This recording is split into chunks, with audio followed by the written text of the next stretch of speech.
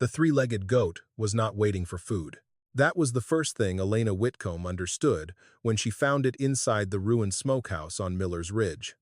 The animal was all ribs and rain-matted hair, one back leg gone below the joint. Any stray would have searched for hay. This one stood over a black floor stone and struck it with one front hoof, again and again, until the sound echoed like a knuckle on a locked door. Elena had been homeless for 2 nights. Her stepfather had changed the locks before the funeral flowers wilted, sold her mother's sewing things, and told the town Elena had no claim to anything. No paper, no promise, no reason to stay. People believed him because he wore grief well at church. But Elena remembered what her mother had whispered years earlier. If anything ever happens to me, go where the old stones are black. So she had bought the collapsed smokehouse for $7, cheaper than a boarding room. Now, beside the goat, she saw the black slab sat lower than the rest. Around its edge, the mortar had been cut clean and pressed back by careful hands. The goat stopped striking, and Elena realized it had not come there to be saved. It had come to show her where to look. The lock on her mother's front door was new. Elena Whitcomb noticed that before she noticed the empty flower jars on the porch rail, the muddy heel marks from the funeral, or the apple crate beside the steps with her dresses pressed under her winter boots. The lock was bright brass against the weathered blue door her mother had painted every spring. Garrick Rowe opened that door only wide enough to show half his face. "You should have gone with May Calder," he said. Elena looked past him. The parlor lamp was still burning, but her mother's shawl was gone from the chair by the stove. The sewing basket that had sat under the window for as long as Elena could remember was gone too. Only a pale square remained in the dust. "Where are her things?" "Sold what needed selling, stored what mattered. My mother's sewing things mattered." His mouth tightened into the patient sadness he used in public, the same face he had worn beside the coffin while churchwomen praised his courage. "Elena," he said, "your mother left no paper giving you claim to this house. No deed, no written promise. You know how people talk when a young woman starts grabbing at property." The word grabbing made her fingers close around the crate handle. Her mother had not raised her to grab. She had raised her to measure salt with the heel of her palm, to know green hickory from dry oak by smell, to keep accounts in clean columns even when no customer paid on time. In the smokehouse above Miller's Ridge, when Elena was little, her mother had taught her how slow heat could change meat without burning it. "Smoke is patience," her mother used to say. "Rush it, and all you make is bitter." Elena had not understood then why her mother stopped speaking when Garrick's truck came up the road. She had not understood why the older woman would press a jar of pepper relish into her hands and say, "Some things keep longer than people think." Now the last jar sat in the crate under her boots. "I need one night," Elena said. Garrick's eyes moved toward the road, where 2 neighbors had slowed their wagon. "You already had a life here longer than most men would have allowed," he said softly. "Don't make me shame your mother by calling the sheriff." That was how he took the house from her. Not by shouting, but by making refusal look like madness. By noon the next day, Elena stood in the back row of the county auction room, still wearing the black dress she had slept in behind May Calder's wash shed. The room smelled of damp wool, pipe smoke, and wet paper. The ruined smokehouse came near the end, after a cracked cider press and 3 boxes of bent hinges. "Old Stone Smokehouse, Miller's Ridge," the clerk read. "No adjoining dwelling. Roof compromised. Interior fire damage. Access road poor. County assumes no liability." A few men laughed. Elena kept her hand closed around $7. She had come because of the sentence her mother had whispered years earlier, the one Elena had carried like a coal in her chest. "Go where the old stones are black." She had always thought it meant memory. Then Garrick had changed the locks, and memory had become a direction. $1, someone called. "2, said another. The clerk glanced around. "Any serious bid?" Elena lifted her hand. $7, she said. Every face turned. Near the front, Garrick Rowe stood beside Cyrus Bell, the provision merchant who bought hams from half the county and sold them back with his own name stamped on the paper. Garrick's expression did not change, but Cyrus leaned close and murmured something. For the first time since the funeral, Elena saw fear pass behind her stepfather's eyes. The clerk tapped the table. "Sold." As Elena stepped forward to sign, Garrick moved into her path. "That place is unsafe. So was the porch last night." His face hardened. "You don't know what you're buying. It's a smokehouse." His gaze sharpened. Have you looked at the floor inside yet? The question landed wrong. Not the roof, not the road, not the walls. The floor. Elena saw that he was not angry because she had bought a ruin. He was angry because she had bought a ruin he had expected no one to touch. "I'll be careful," she said. That evening, she climbed Miller's Ridge with the deed folded inside her coat and the apple crate against her hip. The smokehouse stood crooked among sumac and briars, its stone walls blackened from old fires, its door hanging from one iron strap. Inside, hooks hung like dark questions from the beams. Along one wall, dried mountain thyme still clung in a crack between stones. Elena rubbed a sprig between her fingers and caught the faint scent her mother used to bring home in her hair. Then she saw the footprints, not old ones softened by dust. Fresh mud pressed near the middle of the floor, then dragged back toward the door. Someone had been inside before her. Near the center of the room lay a black floor stone, darker than the rest, its edges crowded with scraped mortar. Beside it, half hidden under ash, were thin crescent marks like an animal's hoof had struck the same place many times. Elena touched the cold stone and felt anger move through her fear. Her mother had told her where to go. Garrick had asked about the floor, and before the ridge went fully dark, 3 slow knocks rose from beneath the stone. By the time full dark settled over Miller's Ridge, Elena had learned that owning a place did not make it shelter. The smokehouse kept out none of the cold. Wind slipped through the cracked roof and down the blackened walls in thin, needling drafts. Rainwater had gathered in the low corners, turning old ash into gray paste. When Elena dragged the broken door shut, the bottom still stood open wide enough for a fox to crawl through. She set her apple crate on the driest stone she could find. Inside it were 2 dresses, 1 pair of stockings, the last jar of pepper relish, a tin cup, her mother's bent thimble, and the folded deed the clerk had handed her as if it were a joke. $7 had bought her stone walls, a bad roof, and the right to be cold without asking permission. That should have broken her. Instead, Elena took inventory. Her mother had taught her that panic wasted heat, so she moved before fear could settle. She pulled dead sumac from the doorway, cleared a place near the old smoke pit, and tested every beam with the handle of a rusted rake she found behind the wall. One beam answered with a hollow crack. Another held. She kept the one that held in her mind. Near the back wall, under a shelf of collapsed boards, she found a twist of dried mountain thyme, a handful of brown sage leaves, and 3 hickory chips wrapped in cloth. The cloth had gone stiff with age, but when Elena brought it to her face, the smell struck her so hard she had to sit down. Her mother's kitchen, not the one Garrick had taken. The other kitchen, the Ridge kitchen, the one made of smoke, salt, herbs, and quiet work. Elena opened the jar of pepper, relish only enough to smell it, then closed it again. Food had to last, tears did not. Outside, wagon wheels passed once on the lower road. They slowed. Elena held still. A man's voice rose through the trees, too far to catch every word, but clear enough when he said her name. Another voice laughed. By morning, the town would know she had slept in a ruin.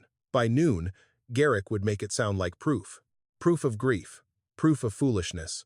Proof that no sensible woman should be trusted with paper. Elena waited until the wheels moved on before she breathed again. That was when she heard the scrape at the door. Not the slow sound from beneath the floor. This was rougher, weaker, followed by the soft thud of something losing balance. She lifted the lantern. The goat stood half inside the broken doorway. In the thin light it looked worse than before. Its ribs showed like barrel slats. Rain dripped from the hair under its jaw.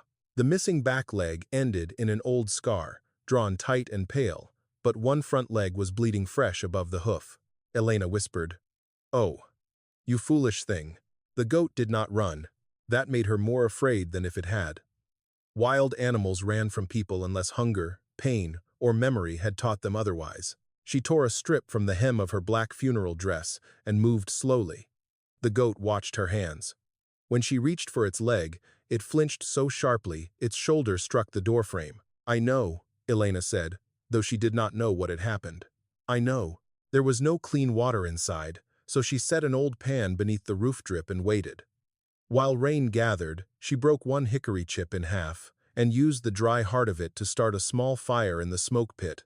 The smoke rose wrong at first, spilling low and bitter, until Elena shifted the old draft stone the way her mother had shown her years ago.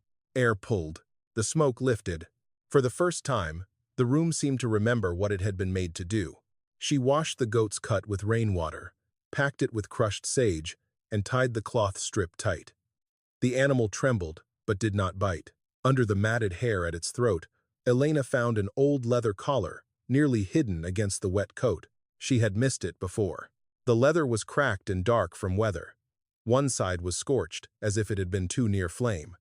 Something had been burned into it once, but mud and age had filled the marks. Elena rubbed it with her thumb. The goat jerked its head toward the door. Down the road, a wagon rattled again. This time, Elena recognized the rhythm before she saw anything. One wheel loose, one iron rim striking stone with a flat, uneven clank. Garrick's wagon had made that sound all through her childhood, coming up the road before supper, before her mother's voice went quiet. The goat heard it too. Its body changed. The trembling stopped. Its ears flattened. It backed away from the door and pressed itself against Elena's skirt so hard she nearly lost her balance. The wagon did not stop at the smokehouse. It passed below the ridge, slow enough that whoever drove it could see if lamplight showed through the stones. Elena cupped her hand around the lantern flame. Only when the sound faded did the goat move again. It limped across the floor, not toward the herbs, not toward the fire, not toward the open door. It went to the center of the smokehouse, lowered its head, and nudged Elena's hand with the scorched collar. Then it dragged its bandaged leg once across the black stone, not striking now, asking. Elena looked from the collar to the floor, and the old fear in her chest sharpened into something colder. The goat was afraid of Garrick's wagon, and whatever waited beneath that stone, Garrick had been afraid of Elena finding it first. Morning showed Elena what the night had hidden. The smokehouse was worse in daylight, but not as dead as people had said. One wall had bowed outward, where roots pushed between the stones, yet the corner near the old smoke pit still stood firm. The iron hooks overhead were rusted, but not broken. The smoke vent, once she scraped away a nest of leaves, still opened when she pulled the warped handle. Her mother would have seen the same thing. Not ruin, Elena thought. Work. She kept that word because it was smaller than hope and safer to carry. The goat stood near the doorway, testing its bandaged leg with careful pressure. It had survived the night beside the fire, curled into itself like a bundle of sticks. Elena had given it 3 spoonfuls of pepper relish water, which it had refused, and a handful of weeds from the slope, which it had eaten as if doing her a favor. "You and I are both too proud for our condition," she said. The goat flicked one ear. She did not try to lift the black stone. That would have been the quickest way to do what Garrick expected. Rush, break something, prove she could not be trusted with what she had found. Instead, she swept the floor in widening circles, watching how dust moved around each slab. Most of the stones were uneven from age. One near the wall rocked under her heel. Another had split from frost. But the black stone in the center was different. Its edges were not chipped by weather. The line around it was too clean, as if someone had cut the mortar with a thin blade and pressed ash back over the seam. Elena crouched and ran a broom straw along the edge. It slipped into a narrow groove. Behind her, the goat made a low sound in its throat. "I see it," Elena whispered. "I'm not blind," but she still did not lift it. She needed water first, and food if she could find it. Secrets could wait a few hours. Hunger could not.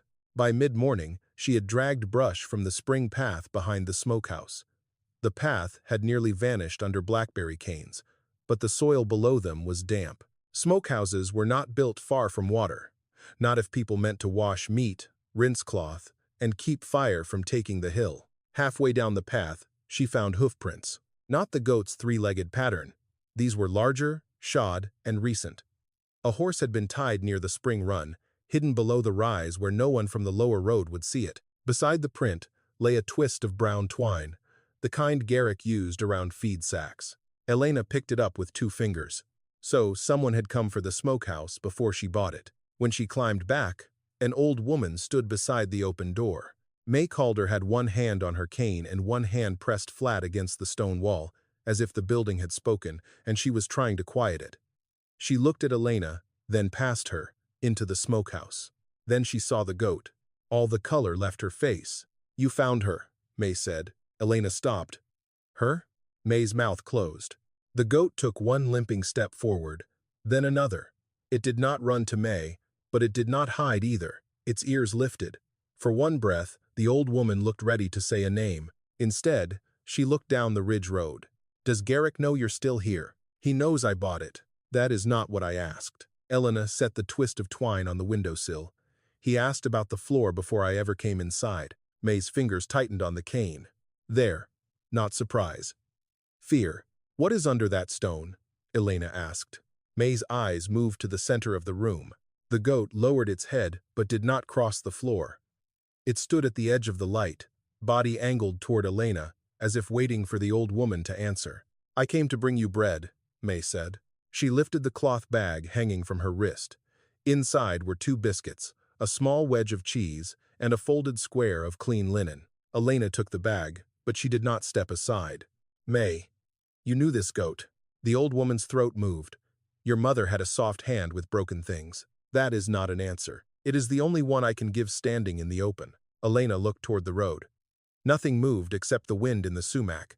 But May's fear made the whole hillside feel watched. Inside the smokehouse, the goat nosed the clean linen and gave a faint bleat.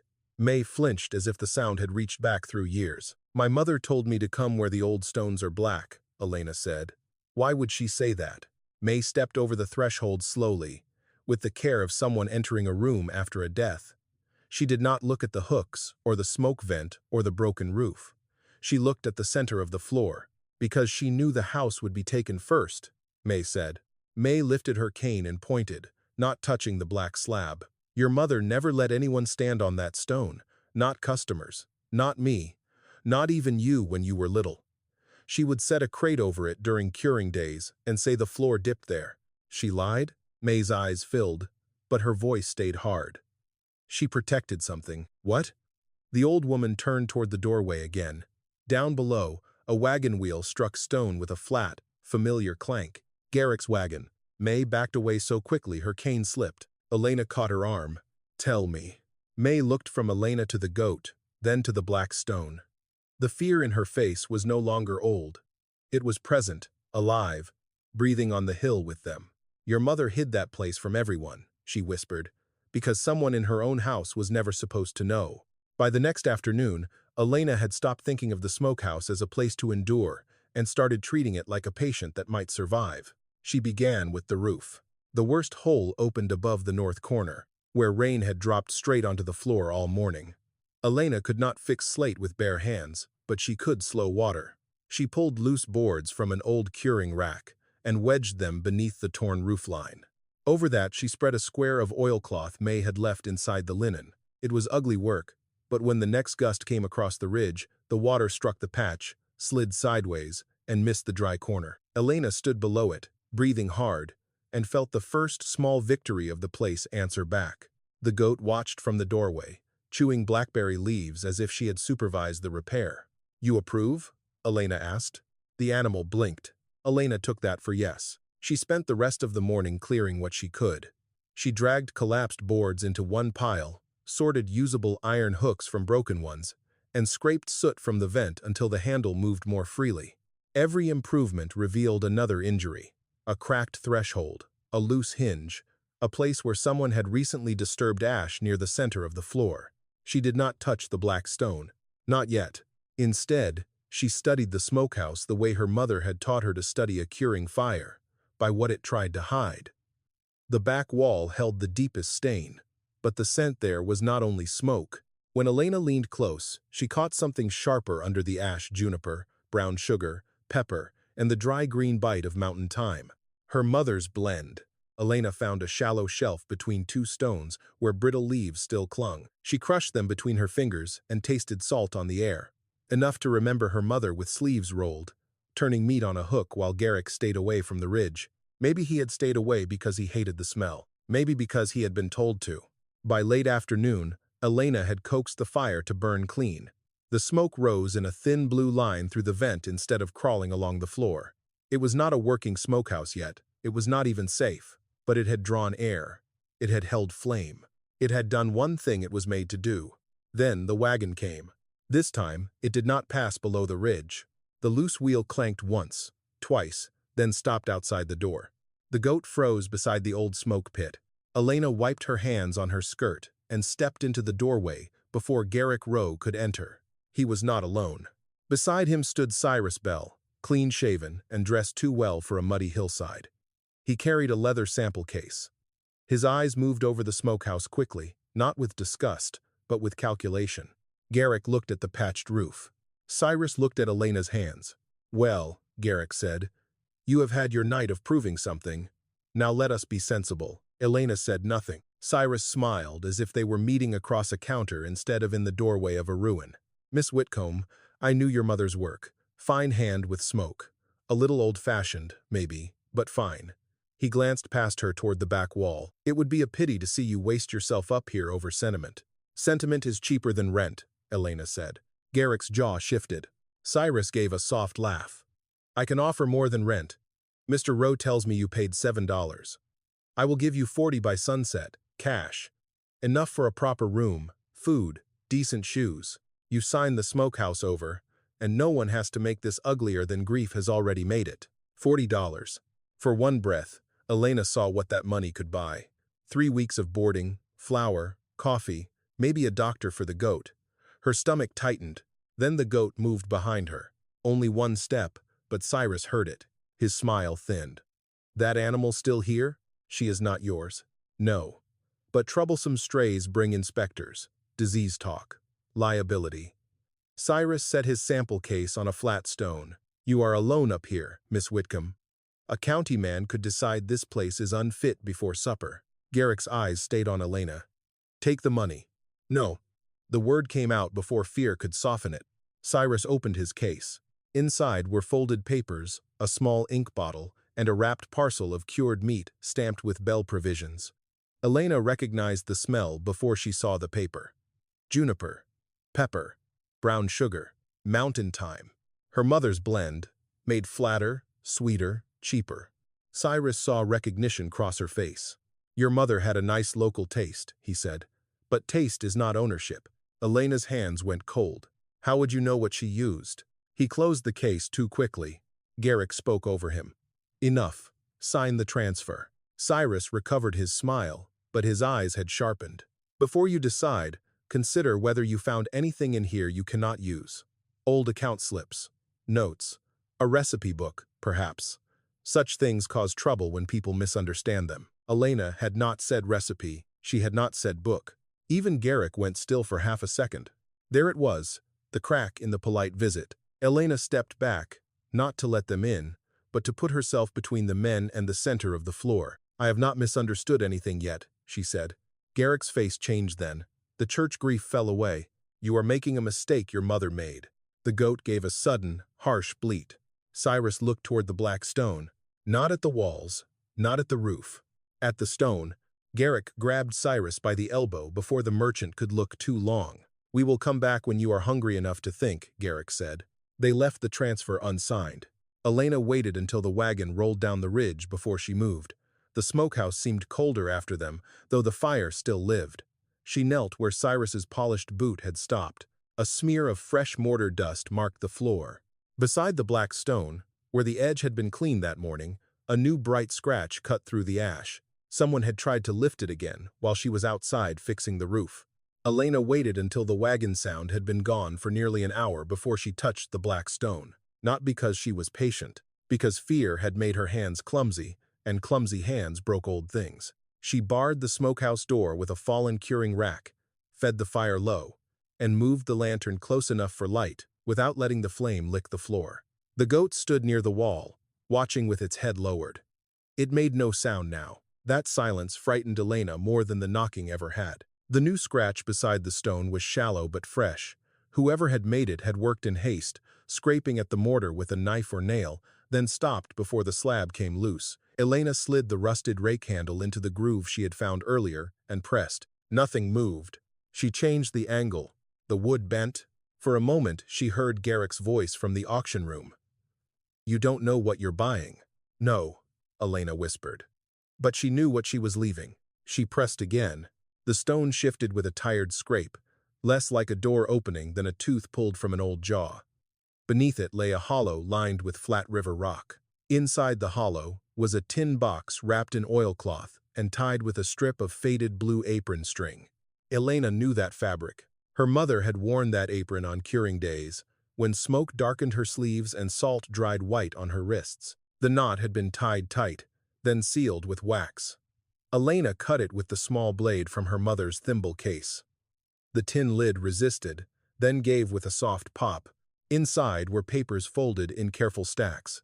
Not money, not jewelry, paper. For one foolish second, disappointment rose so quickly, Elena hated herself for it. Then she saw her own name. Elena Ruth Whitcomb.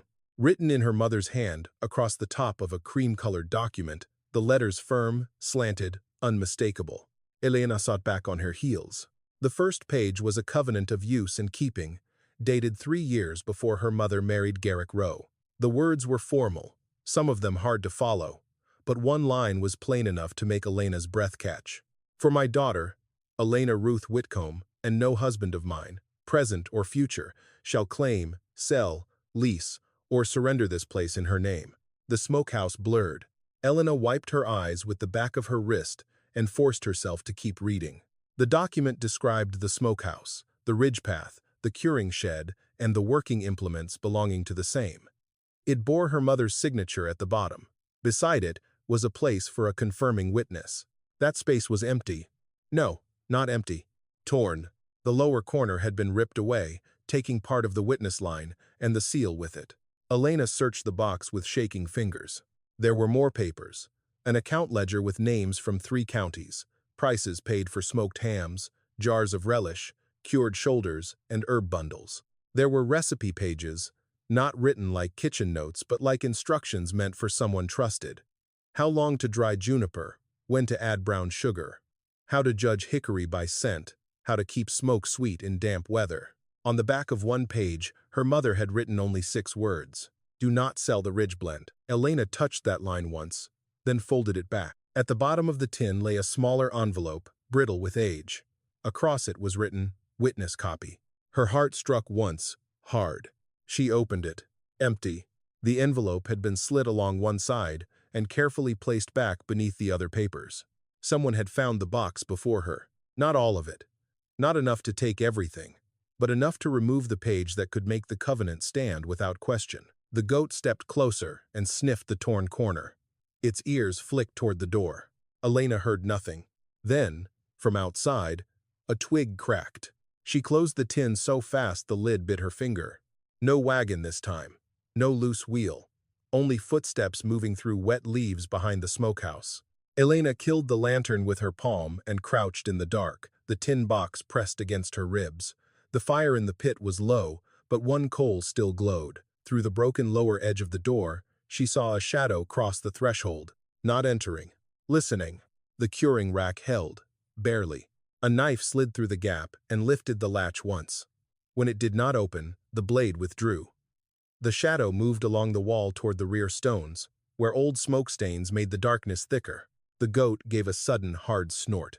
The footsteps stopped. For 3 breaths, no one moved. Then a hand reached through the broken place near the back wall and felt along the floor from outside, fingers searching blindly under the boards, sweeping near the center stone. Elena's skin went cold. Whoever had come did not care about her dresses, her deed, the pepper relish, or the tools. He had come for the hollow.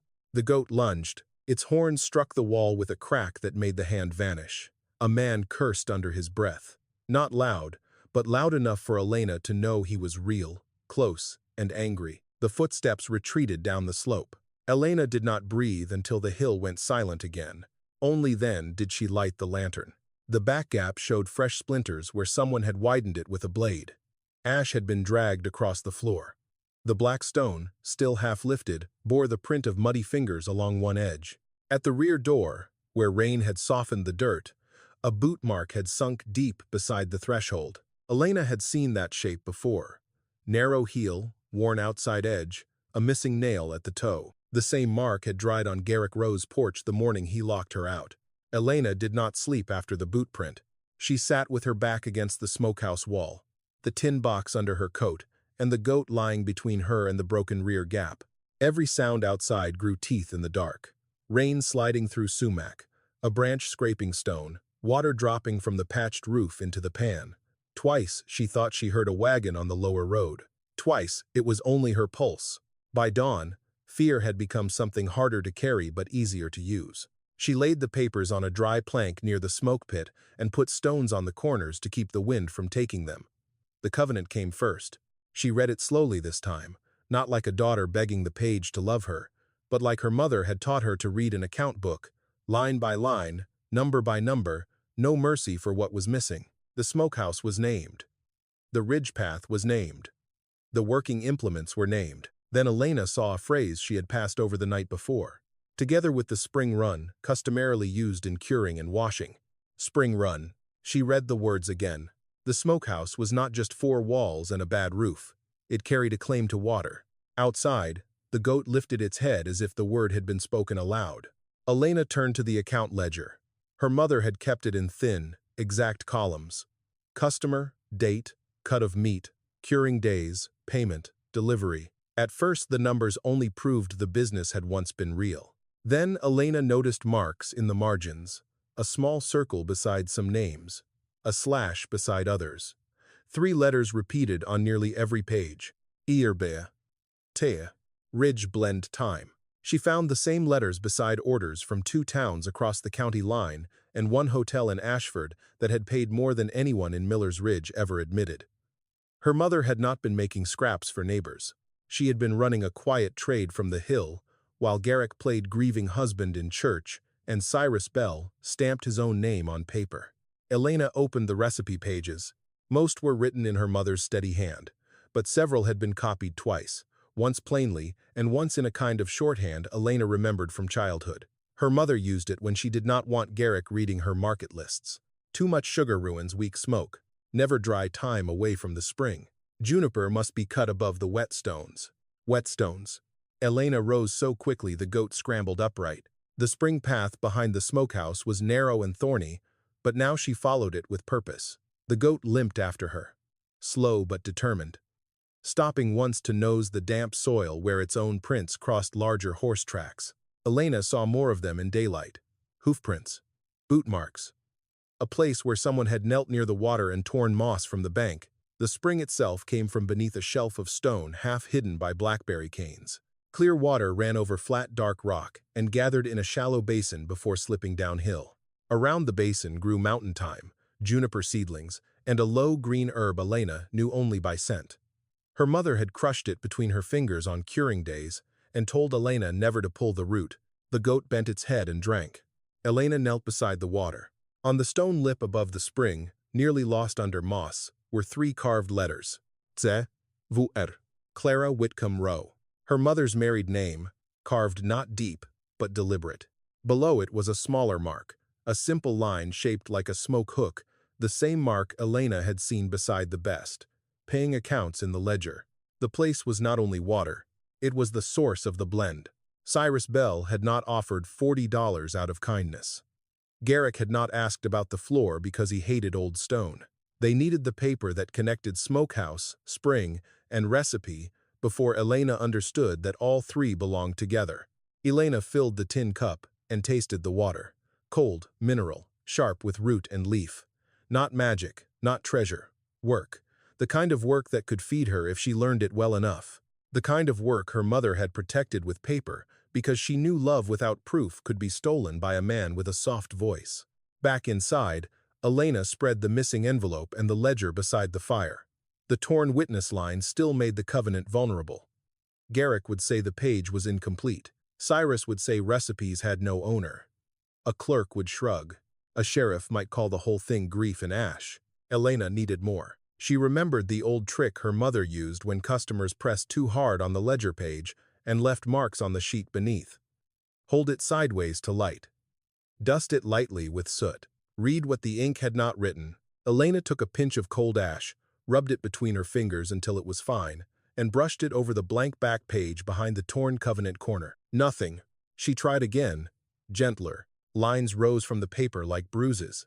Not full words at first. Curves. Strokes. A date. Then a capital M. The goat stood close enough that its breath warmed the edge of the plank. Elena held the page toward the doorway light.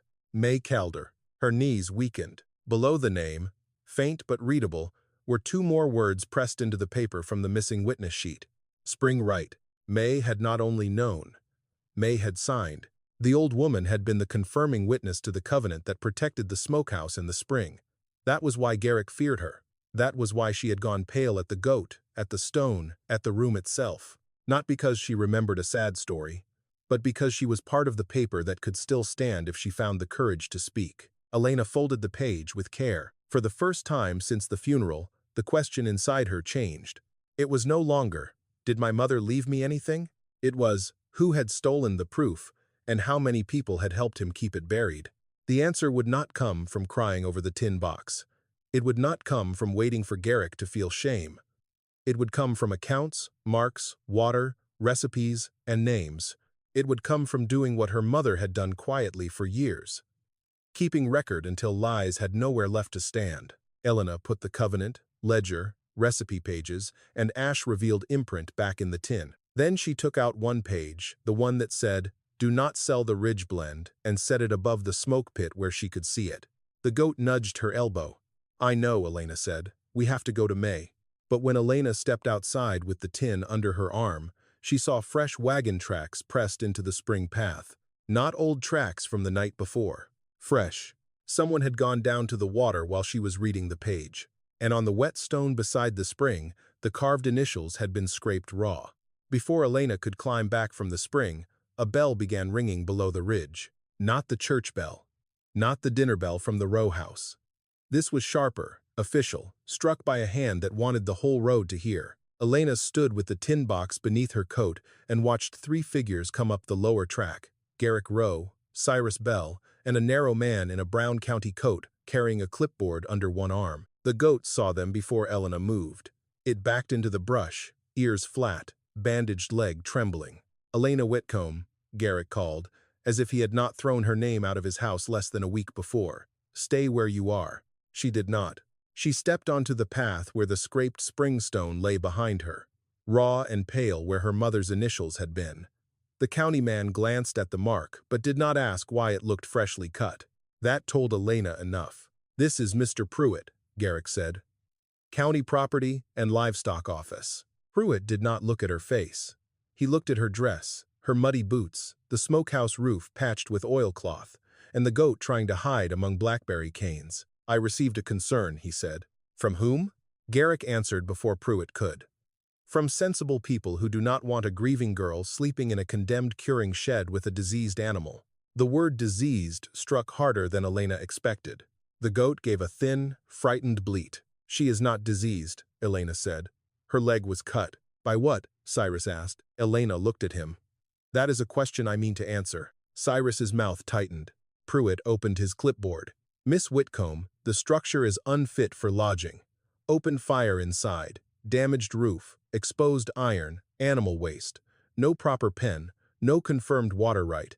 And no sanitary provision." "No confirmed water right," Elena repeated. Cyrus looked toward Garrick too quickly. There it was again. A phrase no county man should have cared about unless someone had told him exactly where to press. "I bought the smokehouse at auction," Elena said. The deed was signed. Ownership of a structure does not authorize unsafe use. "Then inspect it fairly." Garrick gave a soft laugh. "Fairly? You have been in there alone with old papers and ash for 2 nights. Now you claim my late wife left you something no one ever saw. That does not sound fair, Elena. It sounds desperate." She felt the heat rise in her face, but kept her voice level. "I have papers. Damaged papers," he said. She had not told him they were damaged. For a moment, the hillside itself seemed to hold still. Pruitt looked up from his clipboard. Elena saw Garrick realize his mistake. Cyrus saw it too, and stepped forward with the smoothness of a man covering a spill. "Old documents often suffer in damp places," Cyrus said. "The question is whether this girl understands what she has, if she has anything at all." Girl. Elena had heard that word from merchants when they wanted her mother to lower a price. "I understand enough not to hand it to you," she said. Pruitt cleared his throat. "The animal must be removed pending evaluation." "No." "Miss Whitcomb." "No," Elena said again, and this time the word came out steadier. "You can inspect the smokehouse from the doorway. You can write what you see. But you will not take her because Mr. Rowe is afraid of what she remembers." Garrick's face lost color. Cyrus stared at the goat, then at its old collar. His eyes narrowed for only a second, but Elena caught it. He knew the collar mattered. Pruitt wrote something down. Refusal to comply may support an order. Then write that I refuse to let a wounded animal be hauled away by the men she fears. The county man hesitated. The goat, as if understanding none of the words but all of the danger, limped from the brush and pressed itself behind Elena's knees. It was not brave. It was terrified. That made Elena's answer stronger. Garrick stepped close enough that Pruitt could not hear his lowered voice. You are turning a sad mistake into a public shame. No, Elena said.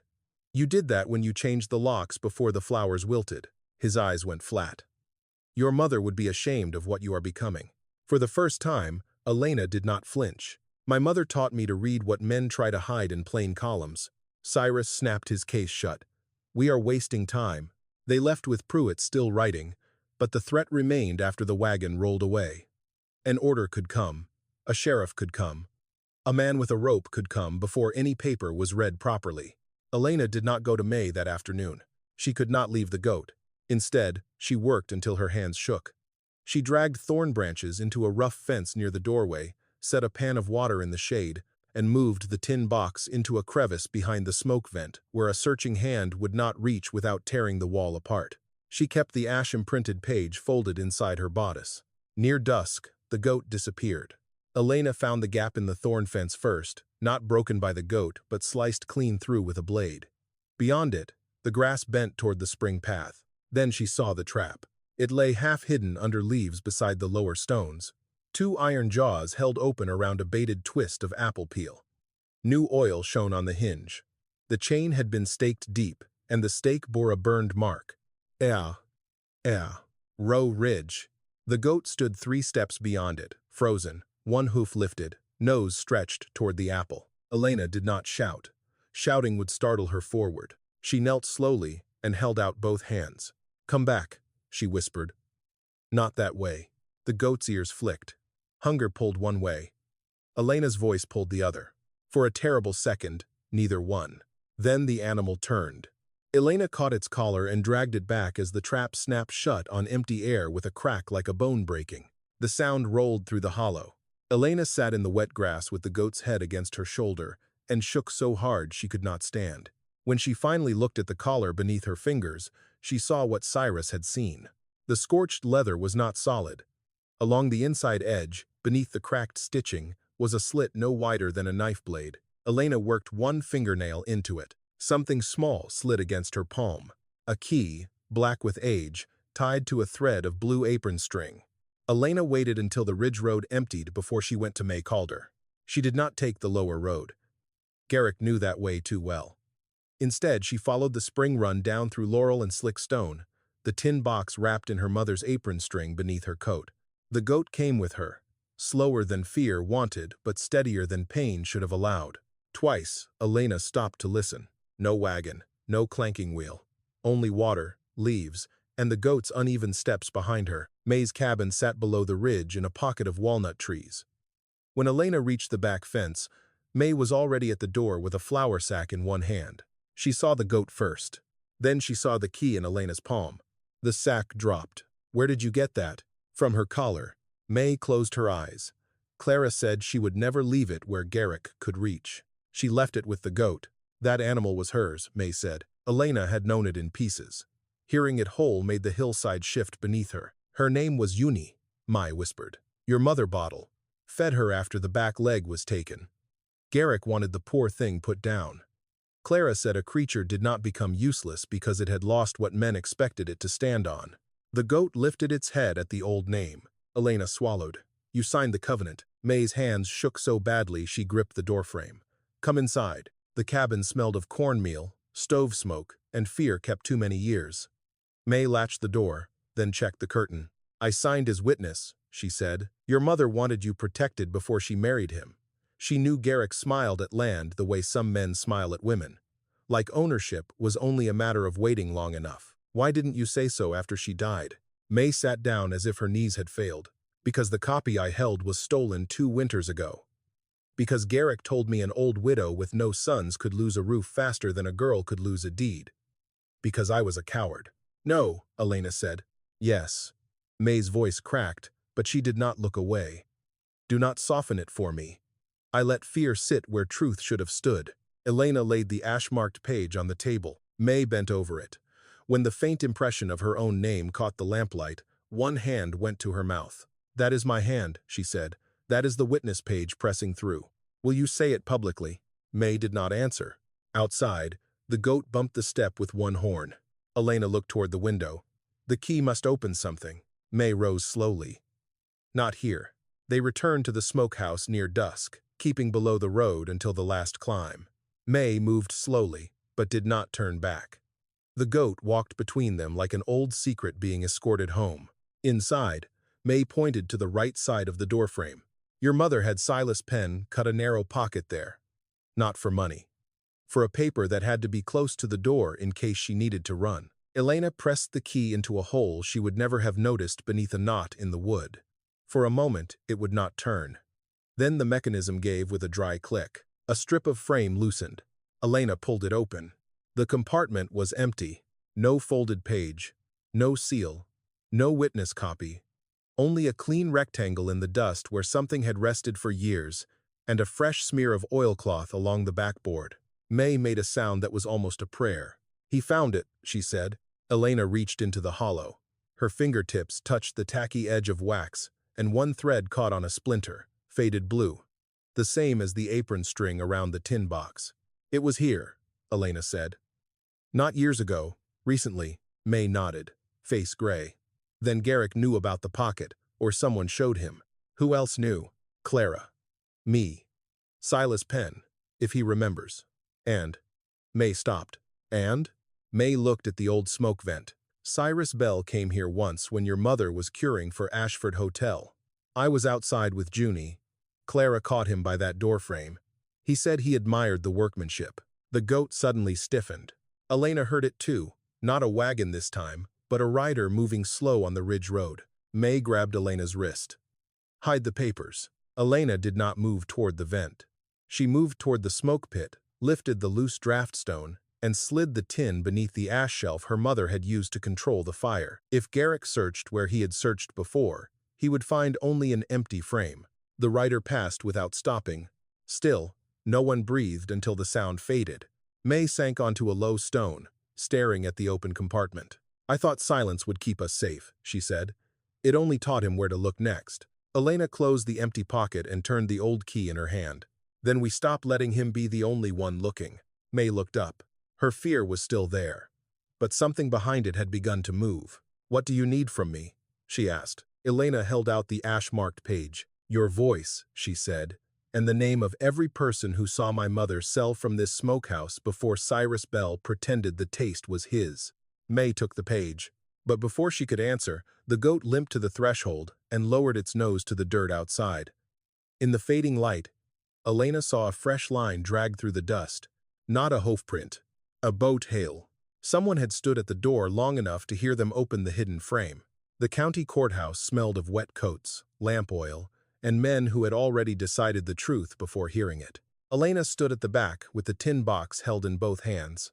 Junie, the three-legged goat, stayed close to her skirt, a rope looped loosely through the old collar, but not tied tight. May Calder sat 2 benches away, gloved hands folded so hard her knuckles looked like white stones. At the front table, Garrick Rowe looked freshly shaved and deeply wounded. Cyrus Bell had brought papers. That frightened Elena more than Garrick's anger. Cyrus did not waste paper unless he meant to make a lie look respectable. Mr. Pruitt spoke first, reading from his clipboard about unsafe lodging, improper animal keeping, open fire risk, and unconfirmed claims regarding water use. Each phrase sounded borrowed. Each one landed where Garrick had wanted it to land. Then Garrick rose. I have tried to be patient with my stepdaughter, he said, his voice soft enough for church. She is grieving. She has slept in a ruin, taken in a crippled animal, and now claims my late wife hid property papers under a floorstone. I do not blame her for confusion, but grief does not create ownership. Several people murmured. Elena kept her hands on the tin. Cyrus stood next. As for any so-called recipe pages, Miss Whitcomb may have found household notes. Mrs. Rowe occasionally sold small batches, yes, but Bell Provisions has purchased, refined, and distributed cured goods in this county for years. A taste cannot be inherited like a chair. A taste. Elena remembered her mother's warning. Do not sell the Ridge blend. The clerk turned to her. Miss Whitcomb, you may present what you have. Elena walked forward.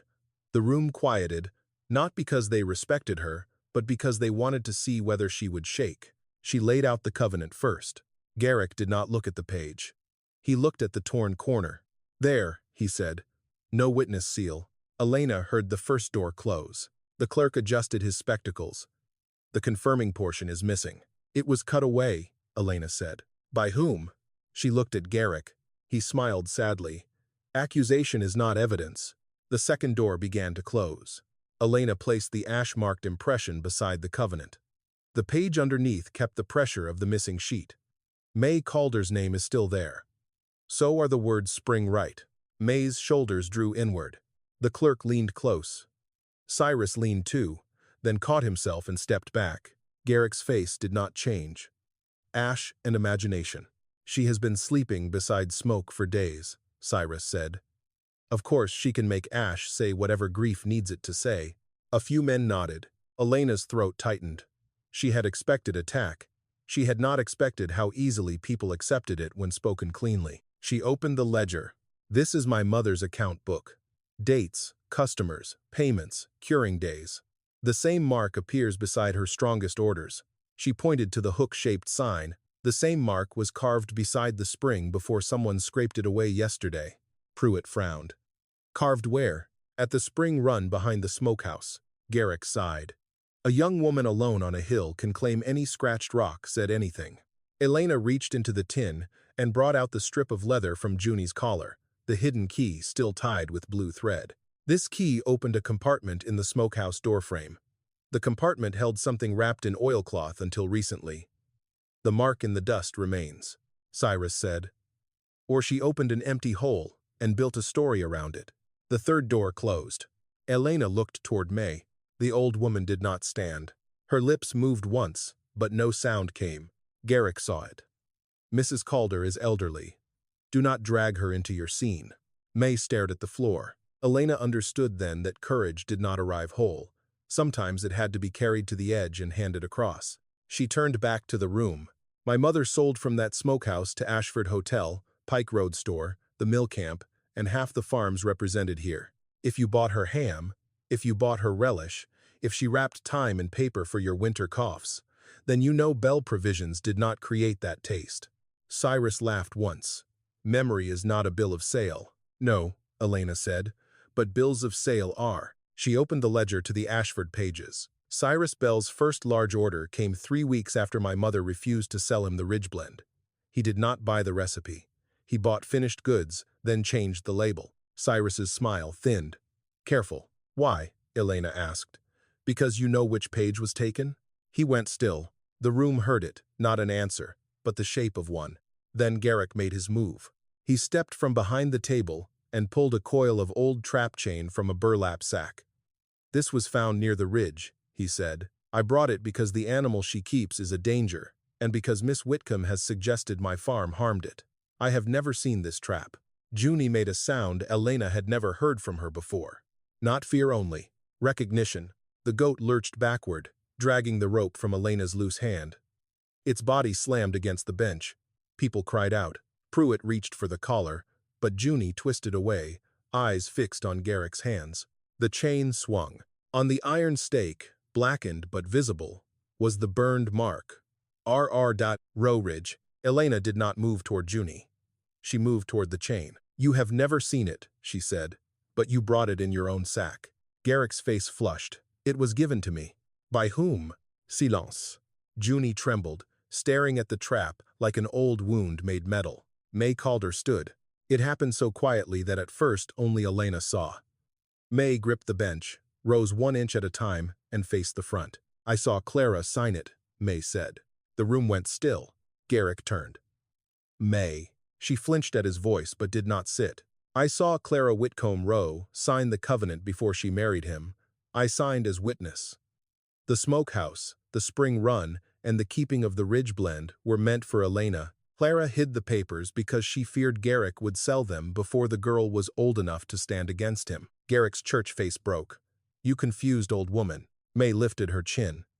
"I have been afraid for years. Fear is not confusion." The clerk reached for the covenant again. Cyrus began gathering his papers. Elena looked at him. "Stay. You are in the ledger too." At that, Cyrus stopped. The courthouse door opened behind them, letting in a blade of cold daylight. Silas Penn, the old carpenter who had cut hidden pockets in half the county's old houses, stood in the doorway with his hat in his hands. His eyes went to the key on the table, then to the trap chain, then to Garrick Rowe. "I heard there was a question," Silas said, "about a door frame I built for Clara Whitcomb." Silas Penn did not walk quickly. He crossed the courthouse floor with the slow care of a man whose knees remembered every roof he had ever climbed. No one spoke while he came forward. Even Garrick seemed unable to find the right face to wear. The clerk cleared his throat. "Mr. Penn, do you understand this is a county hearing?" "I understand doors," Silas said. "And I understand the woman who paid me to build one that could keep a paper safe." Elena felt the tin box grow heavy in her hands. Silas picked up the old key. He turned it once between his fingers, then nodded. "I made this. Cut the pocket in the right jamb of Clara Whitcomb's smokehouse door. She said the copy inside was for her daughter if anything happened before the girl was grown." Garrick stood. "That is a lie from a forgetful old carpenter." Silas looked at him. "Then you should not know the pocket was in the right jamb." The room went quiet enough for Elena to hear Junie breathe. For once, softness could not rescue Garrick. Cyrus Bell began sliding his papers into his case. "Mr. Bell," the clerk said, "you will remain available." Cyrus froze. Silas pointed to the trap chain on the table. "I saw that mark burned on row tools for 40 years. If he says he never saw that trap, he forgot his own iron." Pruitt shifted beside the table, no longer writing against Elena but for the record. "The animal seizure order is suspended pending review." "No one is taking her," Elena said. "No," Pruitt replied, softer than before. "Not today." The clerk lifted the covenant, the ash-marked page, the ledger, the key, and the collar, placing them in a neat row. They did not look like victory. They looked stained, torn, and almost too fragile for the weight they carried. But they were no longer only Elena's burden. "This office cannot finalize title in a hearing of this kind," the clerk said. "But there is sufficient cause to halt any transfer, sale, inspection, action, or removal connected to the Miller's Ridge smokehouse until the covenant, spring use, and missing witness copy are formally reviewed." Garrick's hand struck the table. "You are giving my land to a girl with ash on paper." The clerk looked at him over his spectacles. "I am preventing the destruction of disputed evidence." May Calder let out a breath that sounded as if she had held it for years. Elena did not smile. She had thought truth would feel warmer when people finally saw it. Instead, it felt like standing after a fever, weak, shaking, alive. Cyrus lifted his case. "Bell Provisions has no interest in family quarrels." Elena turned to him. "But you had interest in my mother's blend." Several heads turned. Cyrus's expression hardened, then smoothed again. "Good day." He left without offering $40 again. That was how Elena knew something had changed. Outside the courthouse, rain had stopped.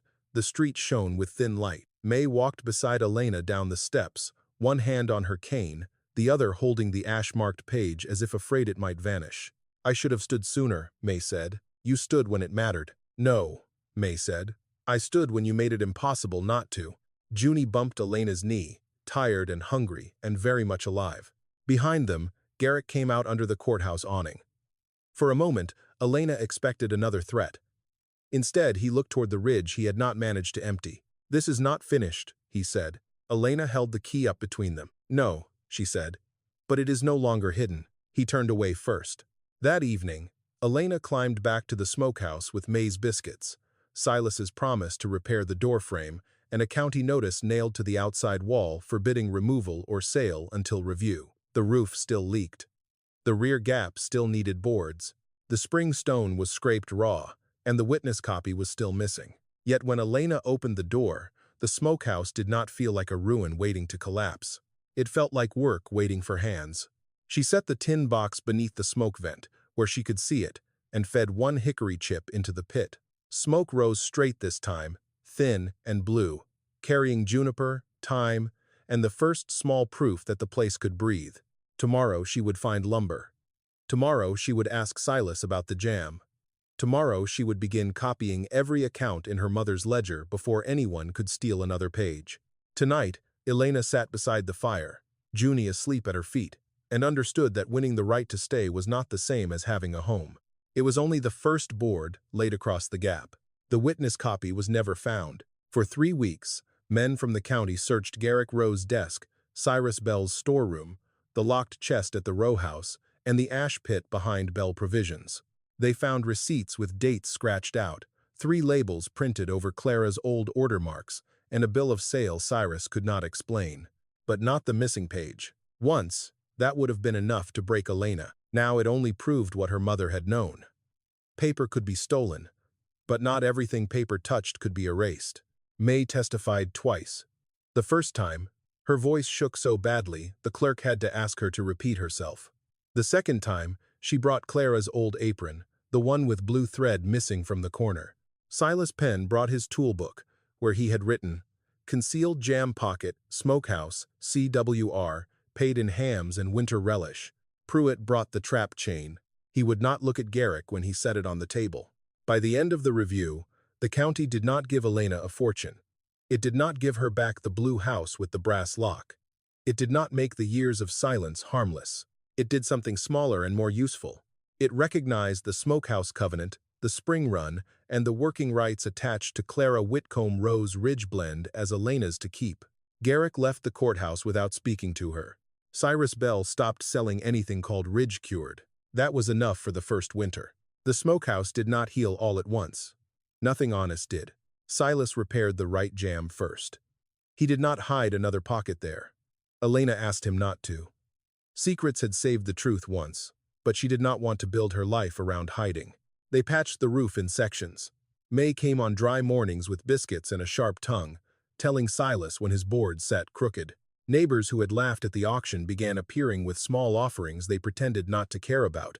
A hinge, a sack of lime, a bundle of dry hickory, 2 panes of old window glass. Elena accepted each thing by writing it in her mother's ledger. No gift disappeared into politeness. No debt became a leash. Junie recovered more slowly than the smokehouse. Her cut healed, but the old fear stayed. She still startled at wagon wheels. She still watched the lower road when men's voices rose.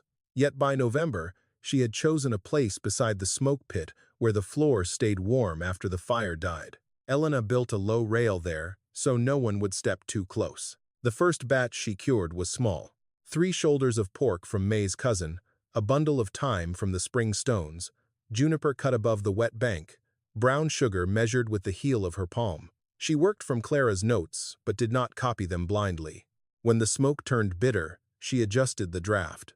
When the meat dried too fast near the north wall, she moved the hooks. When she made mistakes, she wrote them down. That, too, felt like inheritance.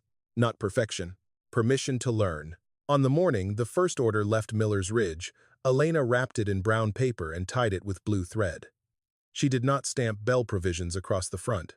She did not use Garrick's name. She did not even use only her own. She wrote, "Clara's Ridge Smokehouse, kept by Elena Whitcomb." May cried when she saw it, then denied crying so fiercely that Silas laughed until he coughed. By spring, smoke rose from the ridge twice a week. Not much. Never enough to make Elena rich. Enough to buy flour. Enough to mend the roof. Enough to pay Silas for the doorframe even after he told her not to.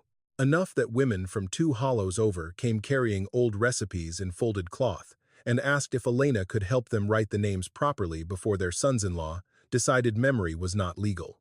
Elena made space for them at the table. The ledger grew. So did the list of people who had once believed Garrick because he spoke softly. One evening, near the first warm rain, Elena walked down to the spring with Junie limping behind her.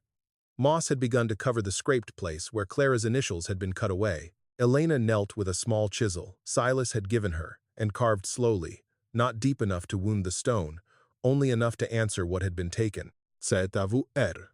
Below it, she added another line, A-R-W. Junie drank from the basin, then lifted her head with water shining on her beard. The old goat looked ridiculous, scarred, stubborn, and entirely alive. Elena laughed. The sound surprised her. It moved through the trees, crossed the spring, and returned softer than it left. That autumn, when the smokehouse roof no longer leaked and white smoke climbed clean into the morning, Elena hung a wooden sign over the door. She had carved it herself, uneven letters and all. May said the sea leaned too far left. Silas said that meant it had character. Junie lay in the sun beneath it, one ear twitching, no longer outside the threshold. Inside, the black floor stone remained where Elena had set it back into place. She did not cover it with a crate. She left its edges visible, a reminder. The world had called her disposable. The world had called the place worthless. But under stone, smoke, water, and the patience of a wounded animal, her mother had left more than proof. She had left Elena a way to stay.